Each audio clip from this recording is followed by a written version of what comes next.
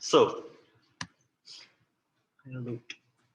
the idea is that this denominator is very hard, right? It is product of two things. If we can somehow separate it by using partial division, break it into two fractions, it will be easier. That is why we are thinking about, okay, and the trick is that if here, you can take a look at the notes, but somehow we know we are trying to write this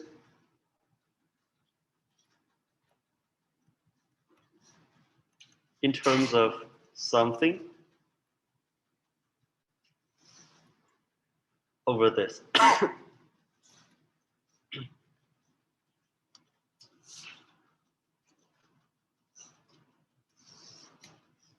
Is it right? That is our target. And our job is to find A and B, right?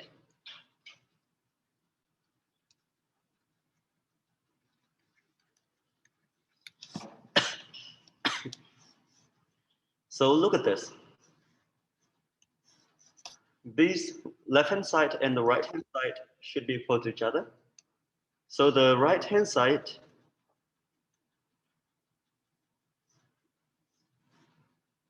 so they have different denominators, right? We cannot add them up.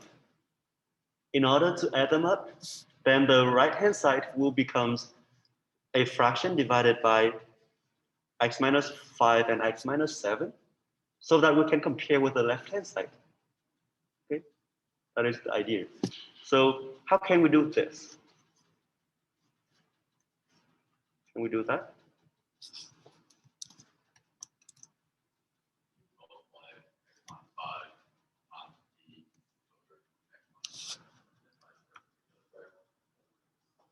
Okay, if we multiply both sides by the denominator here, that is also one way. There are many ways to think about this, but let us, okay, because we want to have the denominator is a product of these two, therefore, need to multiply this fraction with, what is it?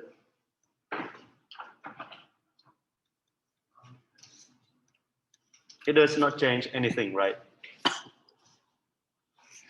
And here, what should we multiply with this term? Very good. Because we multiply and divide by the same things does not change anything, right? But now, if we do so, what do we have here?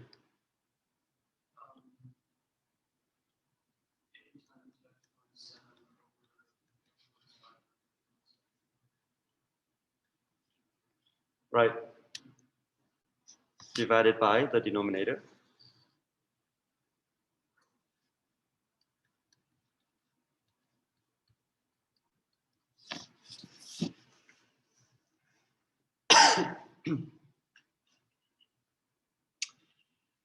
So the left-hand side is equal to the right-hand side.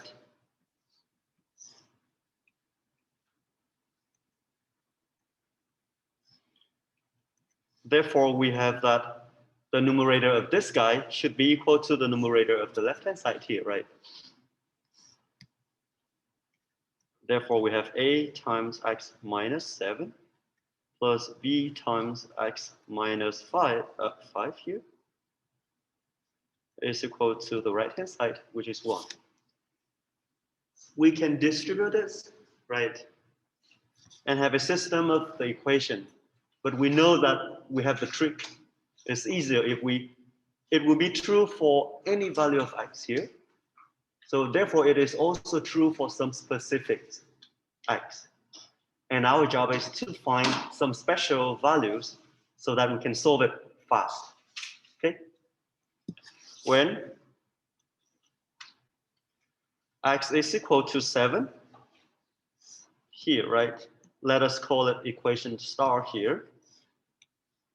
from the equation star, what do we have here?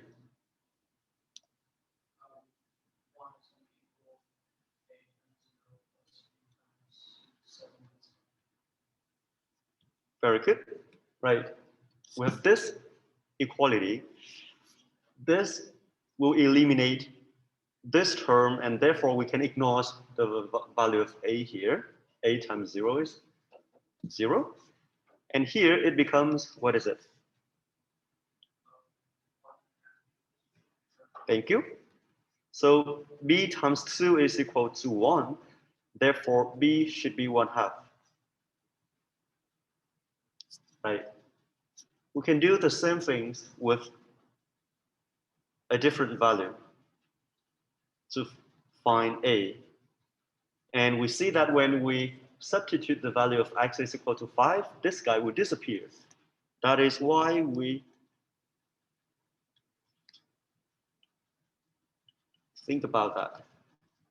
So it will be 8 times. Very good. Therefore, a should be. Very good.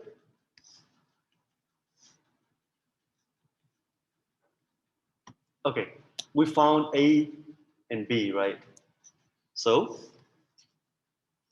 these are the draft side computation. You should write something here to prove that you think about it and you actually work it out. Anyway, but in real solution, we know that after some computation,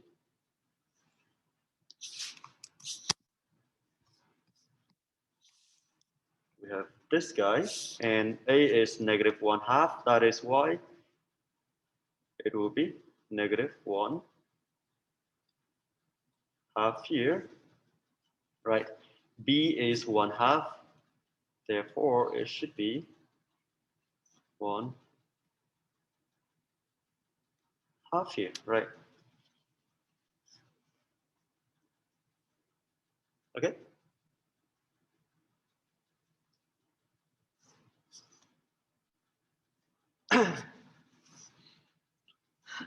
So therefore, the integral of 1 over x minus 5 here, x minus 7 dx will be the integral of, what is it here? Or you can write it this way, because a divided by this, we can write it a times this guy, right? So I think it's easier to observe.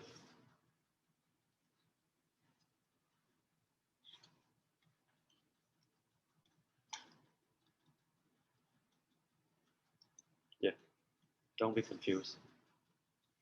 If we write it this way, it would be negative 1/2 of 1 over x minus 5 dx here plus the second integral. And 1/2 is a constant, so we can take it out of the integral sign here. 1 over x minus 7 dx here. Okay.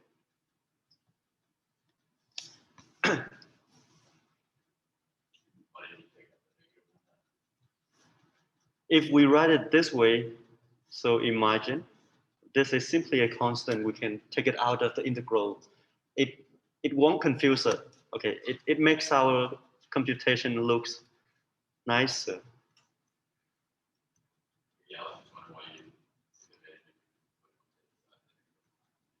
You can definitely write as previous example, negative 1 divided by 2 times this, but it looks not very nice as this one.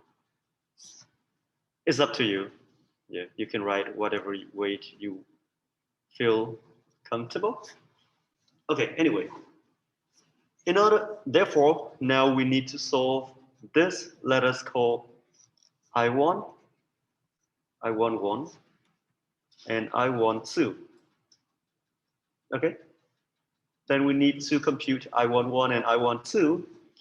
When you do it many times, you can find it easily. Otherwise, you do substitution, right? So in your point of view, what is the antiderivative of this guy?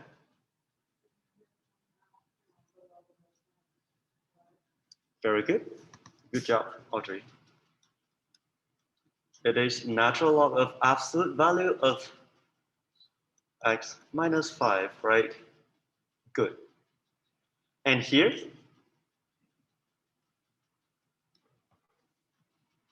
the same story, right? But now the denominator is x minus 7. Is it right?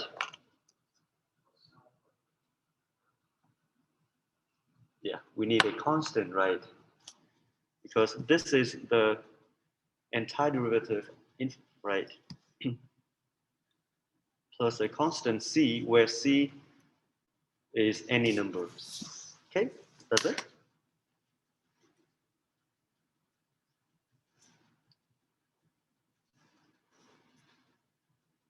Is it clear?